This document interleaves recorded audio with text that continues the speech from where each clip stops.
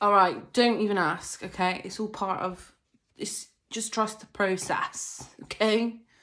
Okay. I'm going to talk to you about ready-made prosthetics and applying kind of like standard ready-made pieces out of kit. So that means, you know, like working with what you've got on the spot kind of situation. So these are by no means like high-end, suitable for HD, like TV, film level, you know, silicone or encapsulated prosthetics or foam latex or whatever. These are straight up latex, ready-made prosthetic pieces, the cheapest of all the ones that you can get. There is a lot to be said for like these old school kind of pieces. These are great for performance, for stage, for character work. They are just off the peg, if you will, like out of a box, literally. And it is one size fits all.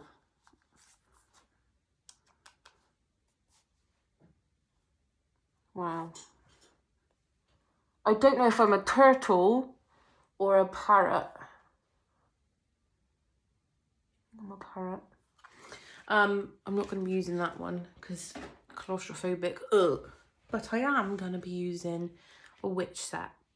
So this is a latex witch set designed to be put on anybody. These can be painted in any way. You can pre-paint prosthetics to make it easier to apply if you wish. Pre-painting them is helpful because, you know, they can be tricky to paint once they're on the face. However, you certainly wouldn't go in there with loads and loads of detail and finished kind of paint job, because that's all going to be compromised in the application. You're going to be stretching. Oh my God. It's going to be... it's going to be, oh my God, look at my chin. It is going to be stretched and moved and handled in the application process. So if you are going to pre-paint, you might just do the base layer, if you will. Now, these are ones like, this is not for my face. This has not been sculpted off of a face cast for me. This is just one size fits all. Oh, hell yeah. So you're going to need to work with these a bit like a kind of ready-made bowl cap. You're going to have to adjust them and refine them to fit your person, your actor or model or whatnot, to fit them. Because these are latex, we are going to work with either prosthetics or spirit gum. And these are the two kind of like bog standard old school adhesives that work with these type of prosthetics. If you were working with silicone, you would be using Telesis or something, you know, that can be used to thin edges and, you know, get seamless blends. We're not going to get close up seamless detail with these, but we are going to get a high impact result and hopefully a cool kind of believable finish. As believable as this chin is ever going to be. So what adhesive you use will depend on what the purpose of your prosthetic is. If you are working in situations where there's going to be a lot of lighting, it's going to be really hot, or if you're going to be on location, it's going to be like wet, rain, you are probably going to want to pick something that isn't a water-based adhesive. Skin allergies are going to play a part in this, how long it needs to be on for. There's lots of things you're going to need to consider, and you're going to need to read about your adhesive of choice before you use it to make sure you're using the right one. For this, I'm going to use spirit gum. Prosthetics is brilliant because it's a little bit more kind of tacky and durable, but these are large pieces and I just know that they can be quite weighty, so prosthetics can sometimes, you know, they might drop a little bit. So I'm going to use spirit gum because you get that translucent, clear, kind of dries quite hard, doesn't it? Because of that kind of like resin finish to it. So it dries quite hard. It's good for slightly heavier pieces. I'm happy to use spirit gum for this. Now, this nose is hollow. This is a sheath, if you will, or a second skin of latex, basically. So we're going to need to pack it out a little bit. We're going to need to prepare the prosthetic so that it's going to sit on the face and not just boing around like a, I don't know what. You know, it needs to, I don't know what I'm trying to say. It needs to be rigid, like it needs to, I've put some cotton wool in there and I've poked it down, okay? A little bit more cotton wool, just poke it all around, just to flesh it out. So that when I hold this up, it's firm, it's not a hollow. God, that's horrible, isn't it? So it kind of stands a little bit more still. It's more of a solid thing. I've used cotton wool because that's what is easily available. Everyone's usually got cotton wool, and it's very lightweight. There are other things you can use, but this works perfectly for this. So I'll prepare my skin. I will use a toner or a cleanser or something to, well, I've already done it, to remove any oil from the skin, because we're going to work with the spirit gum, and we want it to sit on the skin nice and tight. We don't want it to be slipping around on an oil. So you may need to trim edges on this. On my face, I probably won't need to. It fits quite well.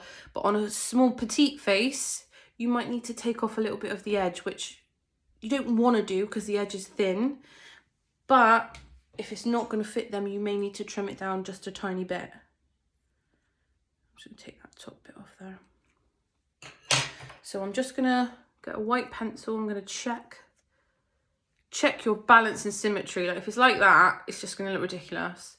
So please make sure that you're looking to see that it is symmetrical. I'm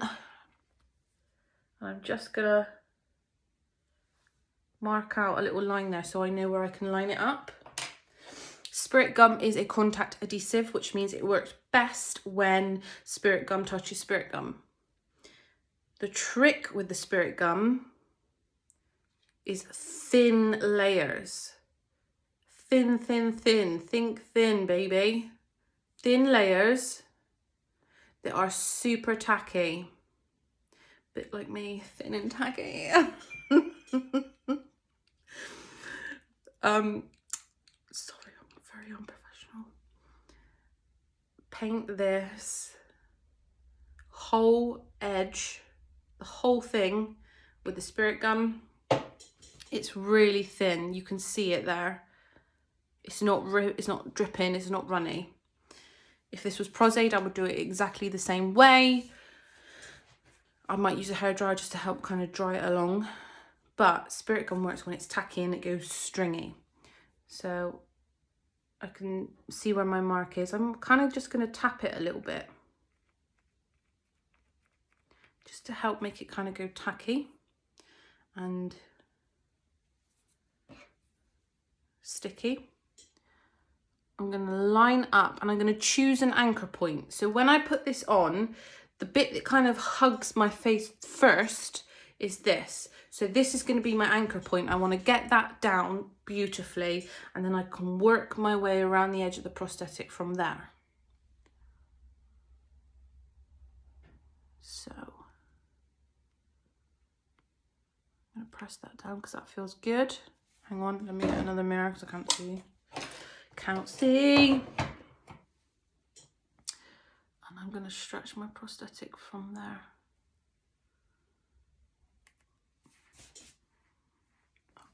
What is this? This is just... Couldn't have had a cute little pixie nose, could I? You know?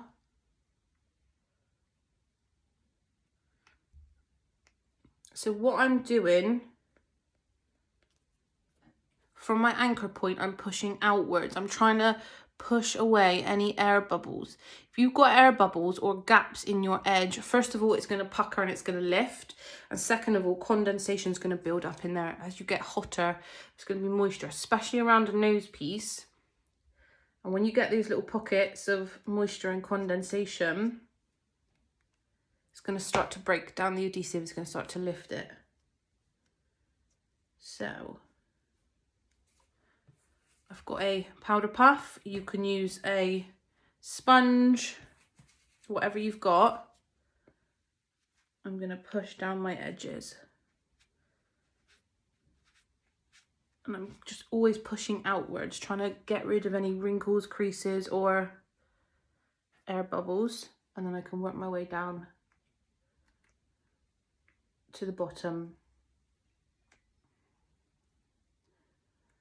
Now, like I said, this is postman. Thank God I didn't knock on the door. This is a one size fits all kind of situation. So you're not necessarily going to get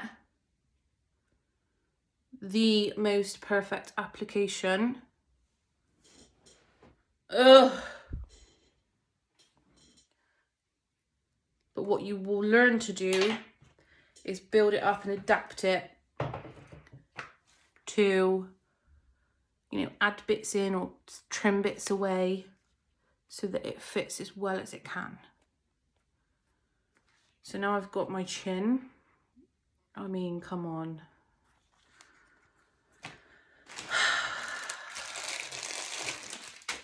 Gonna flesh it out, pad it out again. I've only got cotton pads. Cotton wool is better, but I'm shredding up cotton pads. Really fine and fluffy.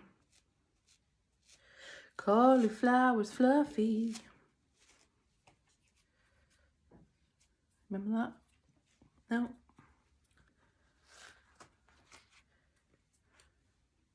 Pack it in.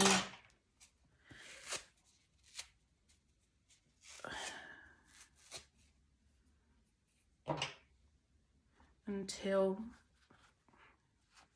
you've got a little bit more of a stable base.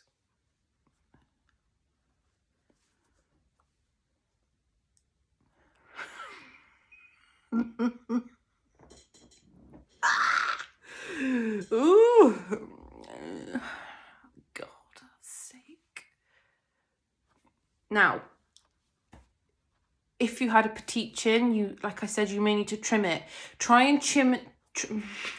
Try and chin it. Try and trim it if you need to on the less visible edges. This is a nice, it looks a bit janky, but it is quite thin. And that is my most visible edge. So if I have to trim it, I would trim it from underneath a little bit more. Under here, rather than along the top, because that's less visible. Let's do it. Let's just do it. Do it, do it, do it. So I am just thinly painting all of my edges. Just dropping a little bit of spirit gum on my pink rug. Oh, on my chair as well. Brilliant. Now, I want this to be nice and taut.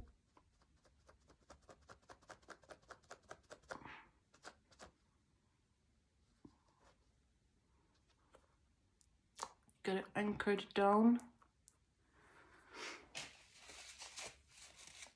Spirit gum becomes tricky when it's not dry enough.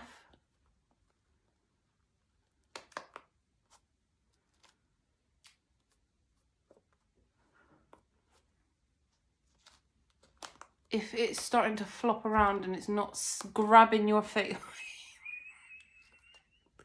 not grabbing your face straight away,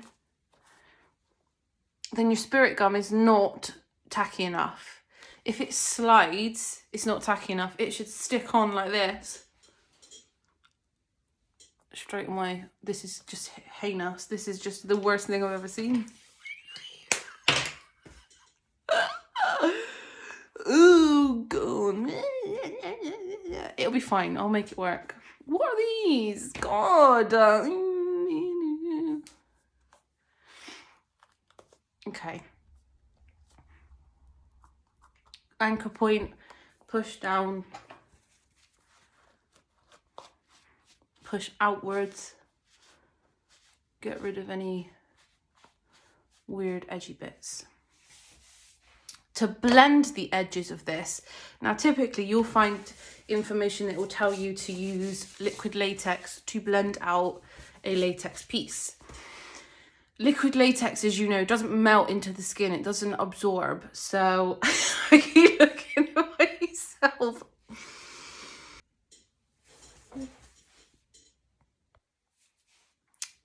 Just had to have a minute, you know? Just had to have a minute. Liquid latex will not melt into the skin.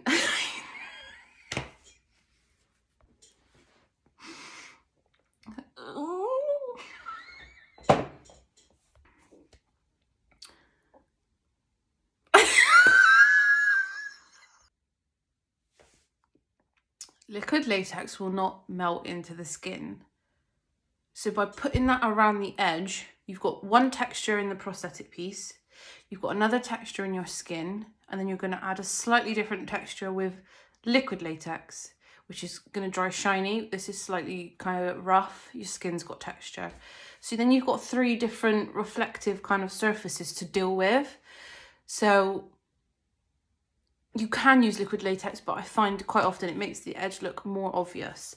You've already used spirit gum to adhere it to your skin. So why not use a little bit more spirit gum just around the edge? It's going to be a lot thinner, and it will just melt a little bit nice, you know, a little bit more, a little bit nicer than what liquid latex does. So you almost want to like let a little bead of spirit gum just form and then just sit on the edge, and it will kind of find its own level in there and it will fill in the edge, and actually you can get quite a nice blend from it. But be patient, a little bit at a time.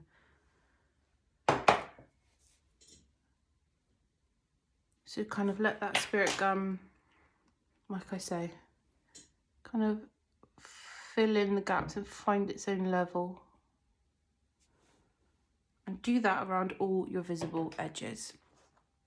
You're going to need to powder it before you then go in with any product to colour it.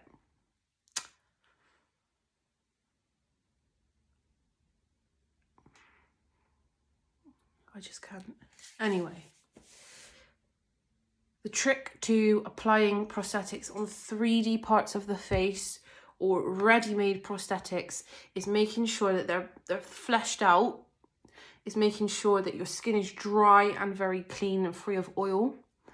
It is preparing the whole edge with your spirit gum and just anchoring it down and then pushing it out from there. And you can go underneath with a little brush and add more adhesive.